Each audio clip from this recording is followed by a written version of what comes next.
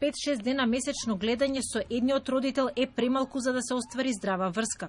По разделбата на родителите, детето на вештачки начин станува сираче, сметаат представниците на граѓанската иницијатива која се залага за заедничко родителство по разводот. Да се воведе одредба за минимум за гарантирано време на родителство кој што не живее детето, од отприлика 120 дена годишно, 1/3. Бараме да се воведе секаде каде што е тоа можно, одредба за еднакво видување, односно принципот 50-50 како научно докажен принцип кој што е во интерес на децата.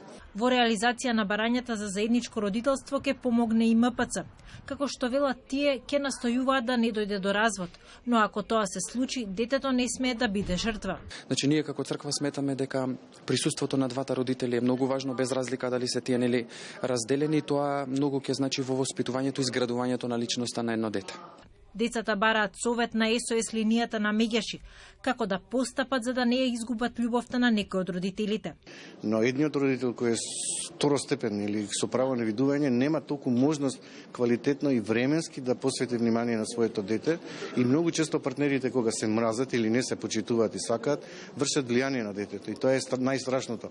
Родителите своите права ги бараат преку Народниот правобранител. Истражувањата кои години наназад ги спроведува канцеларијата на омбудсманот не покажуваат придвижување кон заедничко родителство по разводот. Центрите за социјална работа кои што имаат надлежноста да одлучат за правата и најдобриот интерес на детето, за жал се уште немаат ефикасни механизми како да го заштитат тоа право на детето, уште повеќе што не можат и сопствените решенија кои што ги носат да ги реализираат во пракса. Заменик Народниот правобранител истакна дека пресудата на Европскиот суд во Страсбур за случај со семејство од земјава ќе ги потикне надлежните за реформи во семејното законодавство.